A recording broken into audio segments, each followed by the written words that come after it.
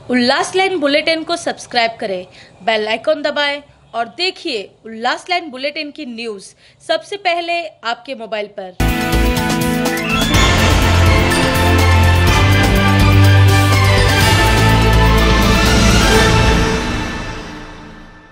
नमस्कार, मी महेश रोकडे। उल्लास लाईन बुलेटिनमध्ये आपलं स्वागत। पाहूया ठळक घडामोडी। उल्हासनगर महानगरपालिकेच्या महासभेमध्ये काँग्रेसच्या नगरसेविका अंजलीताई साळवे यांनी नागपूरच्या कोल्बो ग्रुप कंपनी विरुद्ध आवाज उठवला व कोल्बो ग्रुप यांना देण्यात येणारे कॉन्ट्रॅक्ट महिला बचत गट यांना मिळावे यासाठी महापौर पंचमौमी कलानी यांना निवेदन देखील दिले।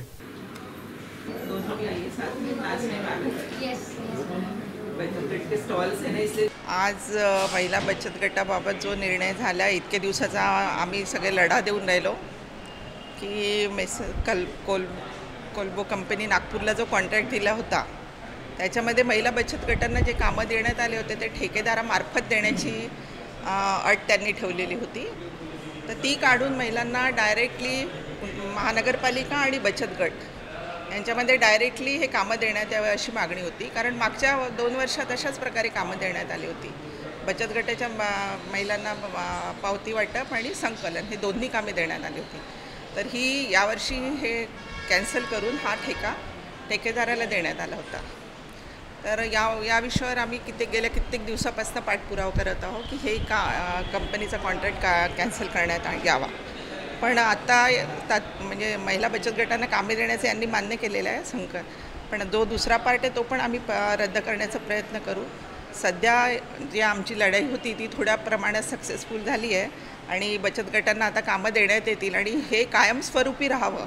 दरवर्षी असं कॉन्ट्रॅक्ट करून परत त्याच्यासाठी लढा देणं महिलांना कधीही पडू नये। कारण शासकीय निर्णय आहे की पालिकेची कामे ही महिलांना बचत गटांनाच देण्यात यावी। जी शासकीय पालिकेमध्ये कामं आहेत जसं पावती वाटपाची आहेत, शालेय निर्णय आहेत, गणवेश आहेत, फिनाईल वाटप आहे, स्टेशनरी वाटप आहेत, अशी खूप सारी कामाची लिस्ट आहे, कॅन्टीन चालवणं आहे। तर ही कामे सगळीच महिलांना, कारण हा आपण बघतो की हा कायमस्वरूपी रोजगार महिलांना प्राप्त होतो।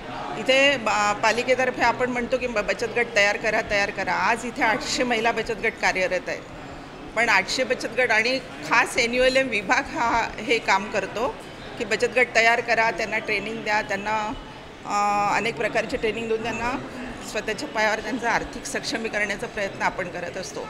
पण पालिकेमार्फत मात्र ही योजना पार रसातळाला गेलेली दिसते, कारण पालिकेमार्फतच ही गोष्ट पाहिल्या जात नाही। म्हणून हे सततची मागणी होती आमची आणि मी गेल्या कित्येक वर्षापासून ही मागणी करत होते। तर गेल्या 2 वर्षात ते पावती वाटपाचं काम दिलं होतं। मागच्या वर्षी एका कॅन्टीनचा कॉन्ट्रॅक्ट देण्यात आला होता, पण आता यावर्षी 4 प्रभागातल्या प्रभाग ऑफिसरला हा कॉन्ट्रॅक्ट कॅन्टीनचा देण्यात येईल आणि अशा प्रकारे आणखी सगळ्या प्रकारचे जे काही कामाची लिस्ट आहे ती आपण महिलांना देण्यासाठी प्रयत्नशील राहू आणि ते काम आम्ही करूनच घेणार। हे आज GB घेतलंय 3 करोड 10 लाख ते पाट बचत गटासाठी आम्ही जे लढत होतो तो पाट वाटपायचं काम बचत गटांना देणार येणार असं आश्वासन आम्हाला दिलं आहे आणि ते कंपनीला न देता बचत गटाला देणार आहेत। पण त्यामध्ये असं आहे की B पाट हा रद्द झाला पाहिजे 3 करोड 10 लाखाचा। त्याच्यामध्ये प्रिंटिंग प्लस बचत गटाचं वाटायचं काम आणि त्याच्यामध्ये रजिस्टरचं मेंटेनन्स आणि वसुली करायचं सगळं ते B पार्ट कंपनीला कोल्बो कंपनीला देण्यात आलं आहे।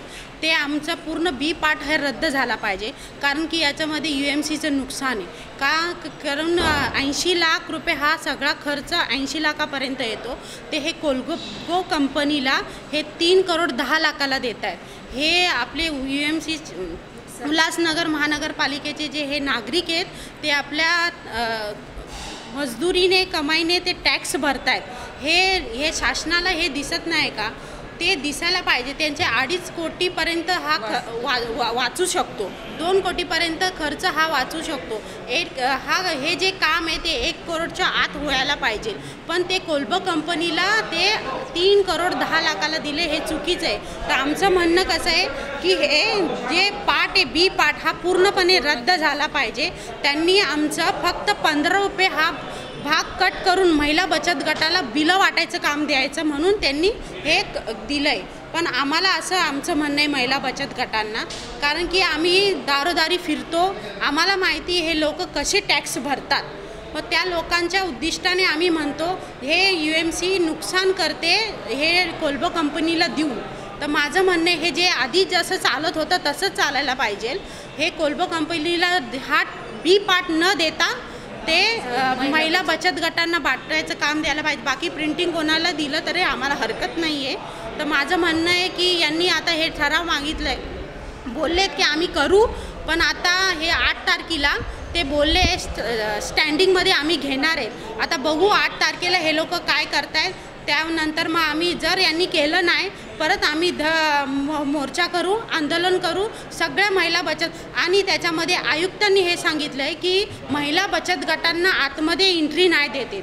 कितीही महिला आल्या तरी त्यांच्या पर्सनली कामासाठी येतात तरी ते एंट्री देत नाहीत. तर हे चुकीचं आहे. हे आयुक्ताचं नगरपालिका ही चुकीचं करते. महिला आपल्या कामासाठी येतात तर त्यांना आतमध्ये येऊ द्या. नाही येऊ दिलं तर आम्ही जबरदस्तीने आतमध्ये, कारण की हे हक्काचं आहे आमचं UMC उल्हासनगर खोटं बोलून येणं हे आम्हाला पटत नाही. आम्ही आमच्या कामासाठी येतो, आमच्या कामासाठी आल्यामुळे आम्हाला तुम्ही रोखू नका. आम्हाला रोखलं तर तुमचं काही खरं नाही, हे मी सांगते. मॅडम तुमचं नाव काय? जो हमारा एक प्रोजेक्ट है GIS मैपिंग का, उसमें 2 भाग हैं.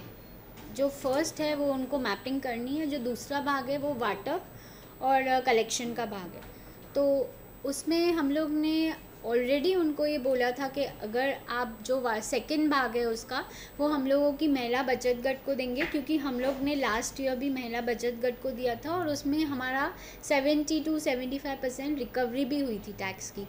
तो इस साल भी हमने उनके जो भी टेंडर है उसमें कंडीशन डाला था कि आप जो भी देंगे महिला बचत गट को देंगे. बट महिला बचत जो भी महिलाएं हैं उनका एक कंडीशन है, वो लोग ने एक्चुअली हमसे रिक्वेस्ट किया कि जो भी उनका बिलिंग होगा पर जो भी कैलकुलेशंस है वो महानगर पालिका की तरफ से हो, ना कि ठेकेदार की तरफ से, क्योंकि उनको फिर प्रॉब्लम होगा कोई बिल दे कोई नहीं दे ठेकेदार.